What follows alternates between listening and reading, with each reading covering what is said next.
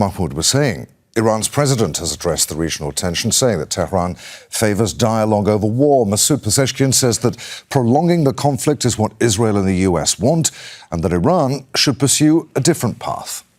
For us to be able to survive, we must know what we're doing. When we want to fight, when we want to make peace, when we want to do our own thing. Are China and America friends? America's biggest enemy is China. Why don't they fight? China does its own thing. It's getting stronger day by day. We can secure our rights through dialogue.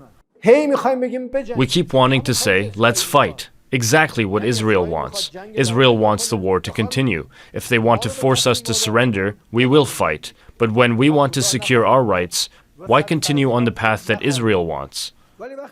Patrick Beery is a lecturer in Defence and Strategic Studies at the University of Bath. He's also a former British Army officer. He joins us now live from Bath in the UK. Patrick, Saudi Arabia, Turkey and Pakistan then have signed this mutual defence pact that we were talking about a few minutes ago. I wonder how significant that is in military terms rather than just politically.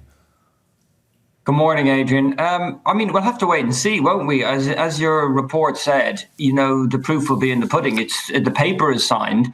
Clearly, and in particular, Saudi Arabia recently has been targeted by Iran.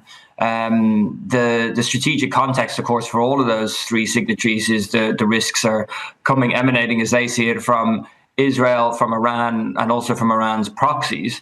The question about it is it could be tested quite quickly if the Yemenis attack Saudi Arabia again, or if indeed the Iranians decided to increase their coercive strikes on Saudi Arabia for supporting the United States. And we could actually find out quite quickly.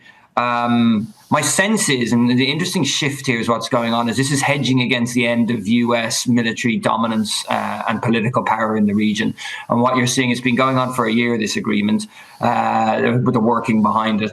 What you're seeing is a recognition that there's a need for networked or regional multilateralism. And you'll start to see, if you believe that the US power is diminishing, you'll start to see similar agreements start to spread around the world.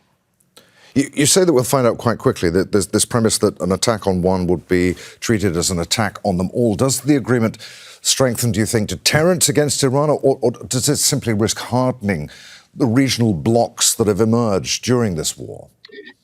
Yeah, it's a very good question, and I said it could be tested relatively quickly. I think the number one goal is actually to increase deterrence and try to stabilize a very unstable region for the last 3 years or so.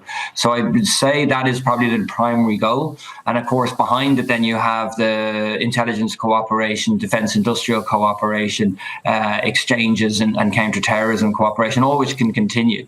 But I see also the place of the signing being Mecca as potentially significant. This is certainly the leaders is viewing this as deeply binding.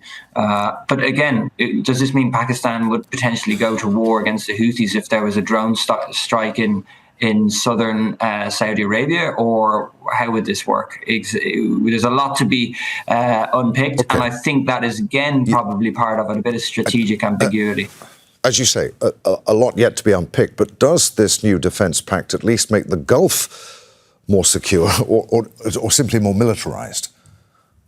Yeah, very good question, and a bit of both. I think I've been on speaking to you previously saying, one of the takeaways of the whole crisis with Iran is going to be that the Gulf militarises on its own. And it was, looking over his shoulder to the US is not going to be happening so much. So I think this is going to actually be a bit of both. There's, of course, risk with it, but it's an attempt to stabilize and to deter in the shorter term anyway.